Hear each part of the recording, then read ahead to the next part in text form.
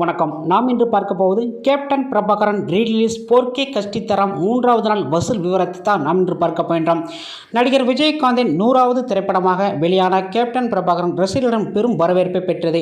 1991ஆம் ஆண்டு வெளியான இந்த திரைப்படம் விஜயகாந்தின் திரைவாழ்வில் ஒரு முக்கியமான படமாக அமைந்தது. இந்த படத்திற்கு RK செல்வமணி அமைத்திருந்த கதை மிகவும் பாராட்டத்தக்க அமைந்தது. இந்த படத்தில் மன்சூர் அலிகான் மிரட்டல்தனமாக வில்லமாக நடித்துள்ளார். இந்த படத்தில் இடம்பெற்றுள்ள வசனங்கள் ரசிகர்களின் கைத்தட்டலை குவிக்கின்றன. இந்த படத்தில் பெரும்பாலான காட்சிகளை கேரளாவை ஒட்டியுள்ள காடுகளில் எடுத்துள்ளார்கள். இந்த படத்தில் இடம்பெற்ற எல்லா சண்டை காட்சிகளும் ஆக்ஷன் காட்சிகளை விரும்பும் ரசிகர்கள் விருந்தாக அமைந்துள்ளது. இந்த படத்தில் அசத்தலான வசனங்களை எழுதியுள்ளார்கள். இதில் லியோ அலிகான் இவர் எழுதியுள்ளார். இந்த படத்தில் இசை இளையராஜா அருமையாக கொடுத்துள்ளார். இந்த படத்தில் அமைந்துள்ள விஜயகாந்தின் வசனங்கள் அத்தனையும் கச்சிதமாக அமைந்துள்ளது. இந்த நிலையில் கேப்டன் பிரபாகரன் திரைப்படம் கடந்த 22ஆம் தேதி ரிலீஸ் செய்யப்பட்டுள்ளது. தமிழகத்தில் சுமார் 100 தியேட்டர்களில் இப்படம் திரையிடப்பட்டுள்ளன. ரீரிலீஸ் கேப்டன் பிரபாகரன் திரைப்படம் நல்ல வசூலை பெற்றுள்ளது.